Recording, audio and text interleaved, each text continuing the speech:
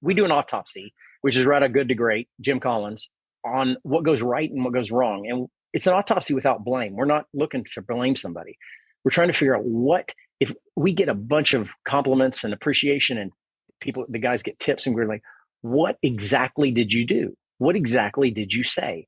Okay. And then go deeper into it. How did this happen? Okay. So when you arrived, this happened. The autopsy on what went wrong is not about blame, but finding out how fast can we build a system so that we never do that again. Welcome to Authentic Energy, a podcast dedicated to getting to the bottom of what it means to be your true, authentic self at work. I am your host, Wendy Brand.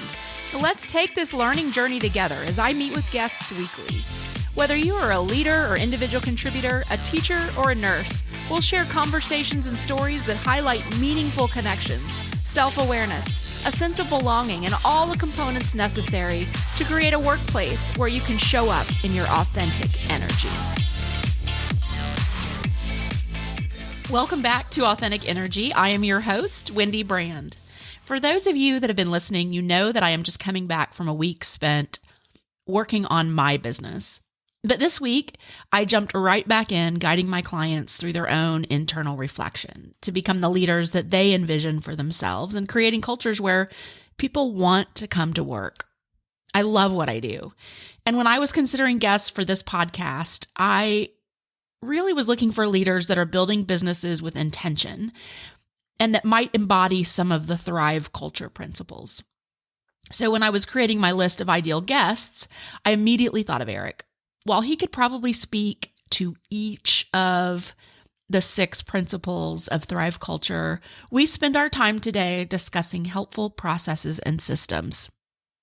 Erik Darmstetter is a business growth expert who has founded and led several businesses of his own and helped other organizations dramatically increase sales for companies and organizations of every size. Today, Erik is the CEO of Office Furniture Liquidations of San Antonio, approaching 10 years in business and recently winning #1 furniture store in San Antonio, Texas, I believe for the 3rd year in a row. So as you know, employees that are burning out are experiencing feelings of energy depletion, increased mental distance from their job, or feelings of negativism or cynicism related to their job, and reduced professional efficacy. And what you'll hear from Erik is a culture that is built around fun, both for the employees and for the customers. And as the CEO, he is living that because, as we all know, it starts at the top. Let's jump into the conversation. All right, welcome back to Authentic Energy. I am so excited for our guest today. We have Erik Darmstetter. Erik, welcome to the show. Thank you. I'm excited to be here. Awesome.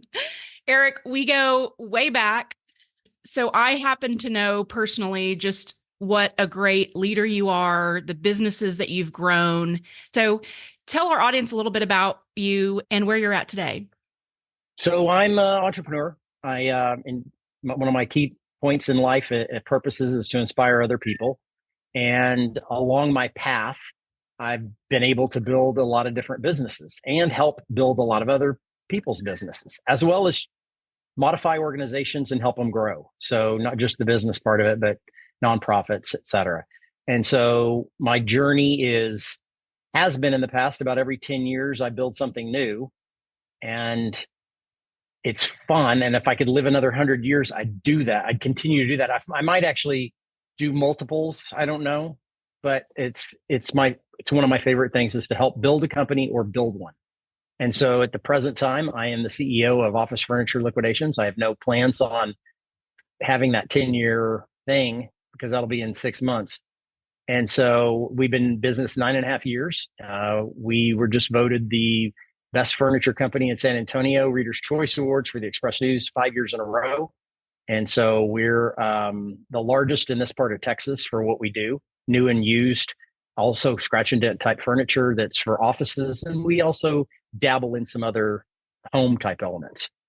So I started out in the t-shirt business, actually as a photographer, and then moved into other things. And it's kind of like there was a little train when I was a little boy that if you got on the edge of the table, it would bounce back and move to the other table and kept doing this. I kind of feel like that sometimes. So when I feel resistance, I just move in a different direction. Interesting. But it's got to have fun. The thing that the glue that holds it all together has got to be fun, or else I'm not going to do it. Yes. I can see that for you. Awesome. Well, so a little and bit we've about, known each other for 26 years. That's a long time, Erik. Yes, it is. It's a long time.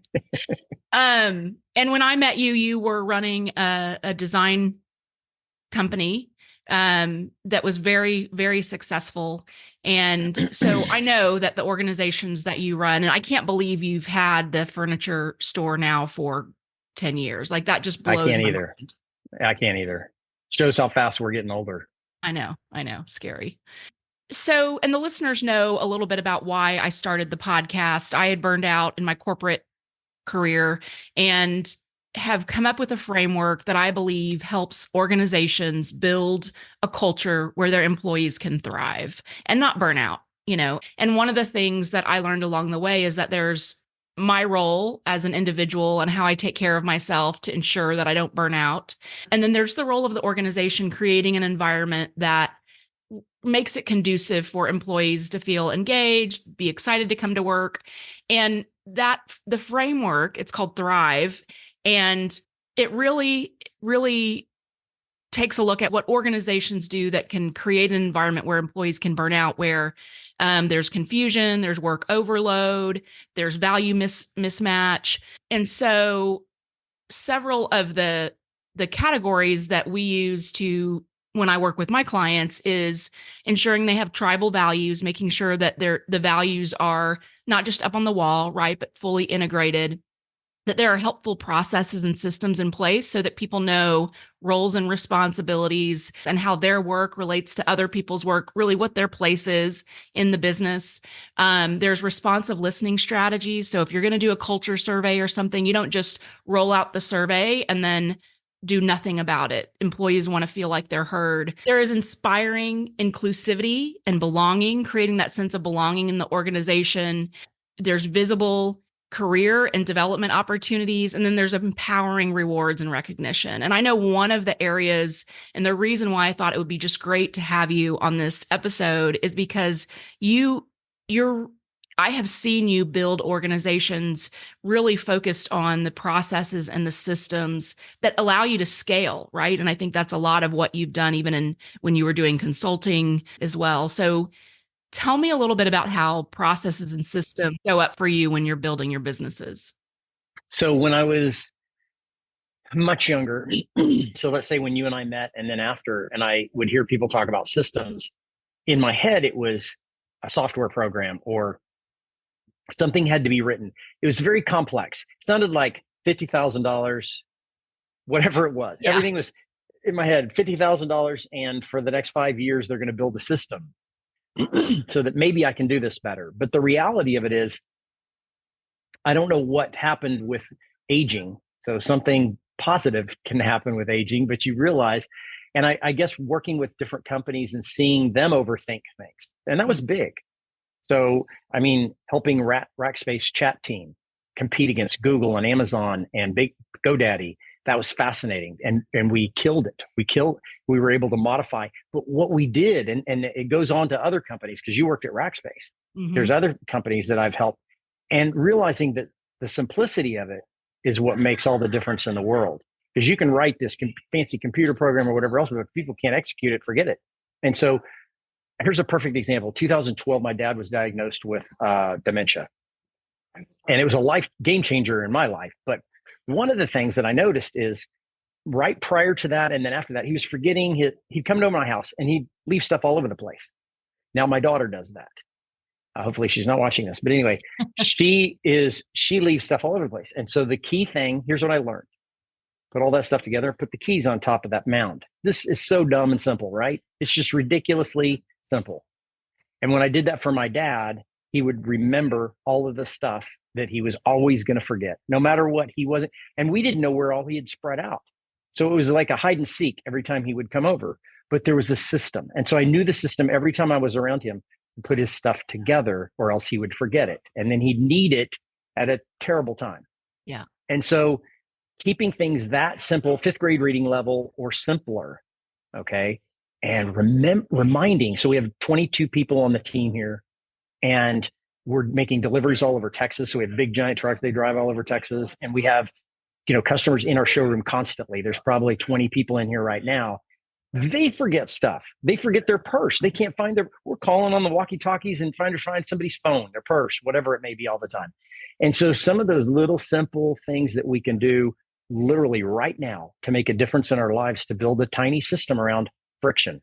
So we call it friction. We talk about that in our morning huddles. What's causing you friction? And it goes back to Thrive, on how people can thrive better at work every day. And so we pay attention to anything that's causing any pain, suffering, discomfort, humidity. Yesterday, we walked into the showroom. Humidity was a big friction. It was terrible in here. Immediately, 6 air conditioners killed it. Okay. But we couldn't fix the warehouse because there's, you know what I mean? There's just like, there's going to be things that you can't fix, but what can you do right now? Yeah, I love that. And so what are some examples of the processes that you have or systems that you have in place for your employees? Well, I'll give you a really simple, easy one. And one of them is, so when we do an autopsy, which is right out Good to Great, Jim Collins, we do an autopsy on what goes right and what goes wrong. And it's an autopsy without blame. We're not looking to blame somebody. We're trying to figure out what, if we get a bunch of compliments and appreciation and the guys get tips, and we're like, what exactly did you do? What exactly did you say? Okay. And then go deeper into it. How did this happen? Okay. So when you arrived, this happened. Or before you arrived, we knew that there was going to be a stairway. So we lower the chances of surprises, okay, that we're not prepared for. Yeah. So those little things make a big difference. The autopsy on what went wrong is not about blame, but finding out how fast can we build a system so that we never do that again. And then, one of my jobs as kind of the coach, if you will, the lead coach at the team, is to make sure that people make the system really simple. I'll give you a quick example. This happened a long time ago now. It's probably 4 years ago now, but we had a problem. There's a great film clip on the movie. It was about McDonald's called The Founder. And Michael Keaton's in it. And there's a section where they're on the tennis court and they're trying to figure out how to build McDonald's, the kitchen. And they find out if the ketchup is too close to this and the guys are running through the kitchen with a tray, they'll spill hamburgers on the floor or something like that. And so that was happening to us with the way we had organized our customer service in a rush. And we were getting an enormous amount of people on a Saturday, for instance, coming up, paying for items. We had to reorganize customer service. And I made the people go watch this segment of the movie. I asked them to please watch this segment of the movie. And they came back and they were just like, oh my gosh, we can do this. And they were excited about it and having fun with it. And so it goes back to that key element of having fun with these things. And so I didn't fix all their problems. Instead, I showed them some ideas on how to fix the problem. And then they completely did it themselves. I was a spectator at that point. I mean, oftentimes I know how to solve the problem, but I'm not teaching them anything if I do all the problem solving. It's much like parenting. Yeah. We could solve all of it. I love that example because you are creating processes and systems both for the customer and for the employee, right? You're solving a problem that's going to help the customer, but it's also going to allow the employee to understand the parameters of their job and what needs to get done in order to serve the customer better. And at the end of the day, how rewarding is that, right? To know that they have served the customer in the best way. And they love telling the story. They loved talking about how it just took off 30 seconds of this, a minute of this. So it was Kaizen. It was a million different business principles all put into one. But the reality of it was they had fun executing it. And all of a sudden, friction could become fun. So there's friction in most jobs. And I'm calling friction things you don't like to do, things that are painful to do. Problem areas that corporate won't fix or whatever else. And there's a lot of little things that we can do if we keep it simple to fix it immediately. A lot of times it's a bad idea in the first place. Okay. The way it was set up or the way it was done. And you're really just fixing being an architect after the building's built.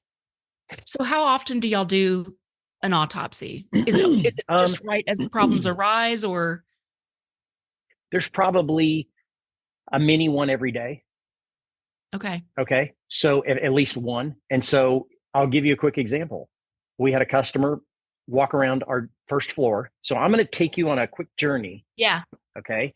And so I'm just going to do this. Okay. So you can see where I'm on the second floor. The lighting is good up here, so I don't look as old as I maybe. Anyway, so I'm going to show you around. So this is a 45,000 square foot showroom, air conditioned. We were the first in this part of Texas to have an air conditioned showroom. Most people in my business had dirty, dusty warehouses. We never had that. So we've been very blessed with a beautiful place. This was a Lax Furniture. Okay, so here's what happens. Downstairs earlier, a customer's walking around and they're looking in this area right here, in the kind of this living room area. Okay, and there's a lot of beautiful couches. Yeah, that's leather. There's some beautiful stuff. There's some used sofa beds. There's a little bit of everything. So here's what happens. A customer's looking around. They can't find the chairs they want. And they said, oh, we'll just go to blah, blah, blah place. And who's got some, I'm not going to mention their names. They got some crap quality chairs, like breakable. Yeah. Perfect chairs to use as kindling wood for the winter, next winter. And so we said, have you been upstairs? And so we took them upstairs into our new area and they saw two chairs that they loved and bought them immediately. And so here's how simple that autopsy can be. I'm trying to make it just ridiculous. Yeah. We immediately have a meeting afterwards and go, those two chairs people love, but they don't see them unless they come upstairs. Should we have them in both places, upstairs and downstairs? And there's plenty of room here to make another living area. So immediately, we have the third person involved on the team who's purchasing them right now. And so we'll have those for sale. And they'll have a set upstairs, a set downstairs. And we added to it and said, let's go ahead and get coffee table and end tables to match all these, because that's two different people that have come in within a week and said, do you have any coffee tables to match this? So you're listening to the voice of the customer, huge factor. Okay. But you can't just listen to the customer. You got to think way ahead of what they'll need in the future. And so those little discussions are active in here. I mean, I could be absent boss or whatever you call it, and from an armchair in Colorado or something. But the real thing is you're having real conversations, and that whole thing, 5 minutes, 5 minutes. And and I kind of call that a system, and that's how we communicate, but everything's at high speed. We have tools, not toys. This is a walkie-talkie, but it's like a $210 walkie-talkie. We have 24 of them here. They go on job sites, everything. Nobody in the industry uses these. As simple as it is. Yeah. No one in my industry uses these. Wow. They rely on phones. Yeah. But no one's answering their phone on the job site. Yeah. And so, or their wife's calling and their son's calling and their girlfriend and their wife, or, you know what I mean? Yeah. And so the tools, these things are just gold, because it's all about the speed of communication and how fast you can make stuff happen. I love that. You mentioned earlier your huddles. And so tell me about the huddles that you run with your team. Okay. So my huddle started in 2002 after I sold my part of Creative Link at the time. And then I built that Sales by 5. And we were at our peak, we had 14 people. We were running all the marketing for Wells Fargo advisors in 6 states and 22 cities, as well as other customers. And it was intense. And so we had a huddle with each one of our customers on a weekly basis, plus us in the morning. In this company, it was a must right from the get-go, but we have our huddles at 9:30 every morning. There's people at our distribution center. So 4 miles from here, we have a distribution center that's giant. There's a team over there that's building product on a daily basis and in receiving and sending out. They're on the call. Okay. And so if you can't be here, that's fine. You're on the call. Yeah. And if you can't make the huddle, it's probably because you're on a delivery or something that's happening early in the morning. But we cover news. So news as simple as, hey, I'm going to be out. I leave at 3:15 today to pick up my child, which happens a lot here because I have a 4 o'clock we close. We're weird. and I embrace weird. Yeah. Okay. I really do. And in a fun way, because it's like, I've got a lot of younger mothers or families in here. Mm-hmm. And I started this business with me leaving at 3. My cutoff time was at 3 o'clock. I closed at 3 because I picked up my son at elementary school, my daughter at middle school. And so I had to leave at that time. Then I moved it to 4 o'clock when my kids got older. Well, then now they're in college and it's 4 o'clock because I've got these other people with so many little kids. Yeah. So at any rate, my point is the morning huddle, 9:30, it's 15 minutes or less. Some mornings it's 10 minutes. Some mornings it's 13 and a half minutes, whatever. It's news. So what's going on? Priorities.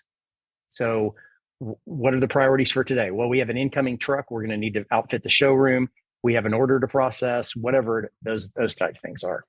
And those there's about 5 to 6 people we call on that set the tone for the day in that meeting. And they're running deliveries, they're running new merchandise development or whatever it may be. So they have true news. Okay. Not like, hey, I've got my finger hurts. Right. Yeah. Okay. What do we do with that? So the whole point is news, priorities, and hurdles. Where are we stuck? And where are we stuck is wherever there's a leader, okay, a manager, boss, whatever, coach, you're paying attention to any friction. So hurdles, where are you stuck? We've used the term friction because that is an emergency for us. Mm-hmm. We consider ourselves like a Formula One team, racing team. We're at high speed. Okay. If you can be faster than us, I would love how. I want to know how. And I really mean that because it's like, we're going to make moves in the industry at high speed. And we're known for that. We're going to change if we need to at high speed. We pivoted with COVID in 24 hours, changed the entire company. So where I'm going with that is that's in the values you talked about. Yeah. Everybody's ready to go. Yeah. And we don't have couch potatoes or sitters. Everybody's like high energy here, which is if it's a slow day or rainy, like yesterday morning, it's like corralling racehorses, man. Yeah. It's a little scary, but my point is we're after that friction. Where is the friction coming from? So we can solve it as soon as we possibly can. So news, priorities, and hurdles. I love that. And by the way, this works if you've got a team that's working on a special project. It's spectacular. So with Wells Fargo, when I created an event in Weatherford, Oklahoma for Tom P. Stafford. He just died a few weeks ago. He's a general. I created an event up there and we had Neil Armstrong there. We had Alan Bean. We had 14 astronauts fly in for it. Well, we were having huddles 3 times a day to coordinate photography, all these different elements to it. So the huddle just doesn't have to be it for one thing in the morning. That's the most important time to have it. But when you have a team out on a job site or doing anything and you have a sub huddle, it's spectacular for solving. Here's the thing. Sometimes you don't know you're solving a problem and you're solving a big problem. But the key is you're communicating just like you would with your wife, your child, you're communicating. I was just about to say, I mean, that is communication to a T. You're not having to worry about sending out some big email, or you're just cutting to the chase and just ensuring that there's a regular cadence of communication that's happening so that and I'm sure if something blows up outside of your regular huddle time, you're still communicating. I mean, you've got the walkie-talkies. But absolutely. And you may digest later. You're like, okay, we need to do an autopsy. And we literally call it here an autopsy. Like, how did, I don't know I don't have an example off the top of my head, but how did this happen? So, we like to dig and find out, like a scientist, what exactly happened here. Yeah. So we know how to keep it happening or not let it happen again. Yeah. What's the root cause so that you can address that? Yeah. And move forward. Yes. So a lot of the listeners are nonprofit CEOs and small business CEOs. So you've talked about huddles. You've talked about autopsies. What's one more thing that you think for that small business, nonprofit CEO that would be critical really for those helpful processes and systems? So, okay. First thing that comes to my mind, I get excited about this because I'm not coaching any companies anymore except my own. So one of my favorite things is as a business coach, and I was known for dramatic growth, like, oh, holy crap. like TMI, former Texas military. I took them from Texas Military Institute to TMI, the Episcopal School of Texas. And it was a wild ride. We did insane things with growth. And they had people go their separate ways because they couldn't handle the growth. They had naysayers. Okay. But one of my favorite things to ask business owners, how's business? And they'd go, great. And I go, why? And they were smart. They'd think for a second. They go, well, we and they didn't know. Yeah. They would think. They usually say, well, I think it's because we hired this one guy or we did this thing. And I go, are you sure? And the ones that were really honest with me, no, I'm not sure. Yeah. And so the biggest thing was they were used to measuring when things weren't good, like, why aren't they good? Right. But they weren't digging to find out when things are amazing. What happened? Why? If your girlfriend or your wife or your husband and things are just incredible in your relationship, why? What did we do? Yeah. There's one thing I've noticed so we put out this, I can't show you right now because I'm upstairs, but we put out a hopscotch thing at the front porch. Okay. And I thought it'd be for kids. Business people in suits, et cetera, and women. And it's scary when the women in high heels come in and do hopscotch because it's on concrete and, but anyway, so adults do it every day here. I love that. And here's one of the things I learned from just the hopscotch. We also have a dance circle on the front porch. And the atmosphere in here, I've always wanted it to be fun because people the more adult they are, the more mature they think they have to be, and they can't have fun anymore. And I have a rule that if it isn't fun, I really don't want to do it. And I know that may be a little bit childish, but my kids had a phenomenal relationship with me growing up, and we had a lot of fun. And they were disciplined without knowing they laughed at me one day when I told them they were disciplined. I guess here's where I'm going with this. We can all still have fun. There's a lot going on in the world. And when you see a business duo come up here, and I'm talking about a man, a female, or two females or whatever, and they're doing hopscotch out on the front porch, and they haven't done it in 50 years or 40 or 30 or whatever it is, okay? And then they come in here and realize that everybody in here is smiling at them. And some of them are like, why is everybody smiling at me? Did I put my pants on backwards or something? But you can really, there's a lot of negative attitudes. There's a lot of, I used to joke it when I go to eat someplace and there's a hostess or a host that would be just frowning and not happy. I go, are you mad at me? And they go, no. I go, you look like you're mad at me.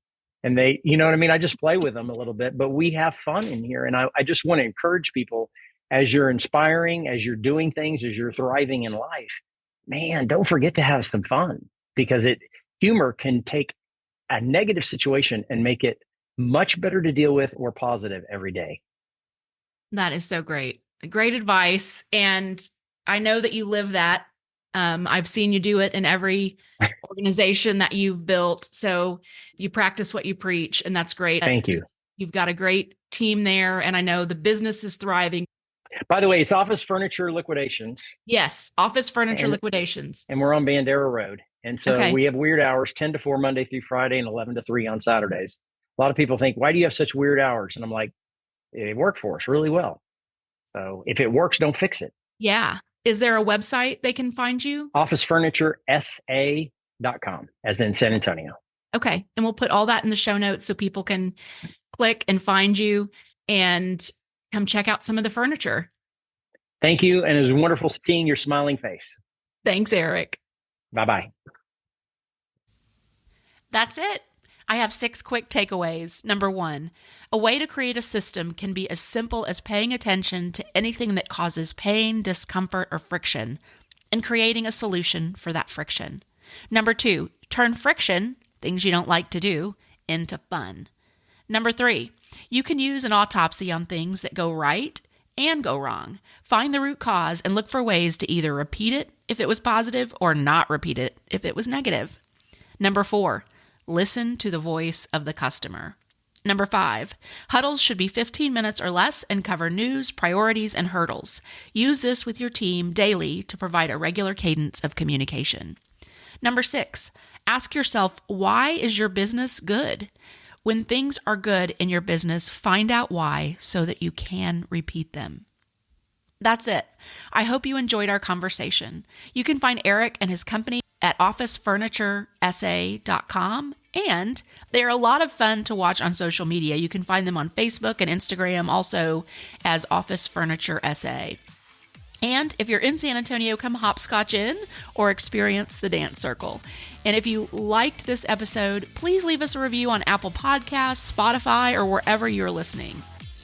Also, if you have a friend that's an entrepreneur, CEO of a nonprofit or small business that may benefit from hearing this episode, please share it with them. That's it for today. Thank you so much for listening.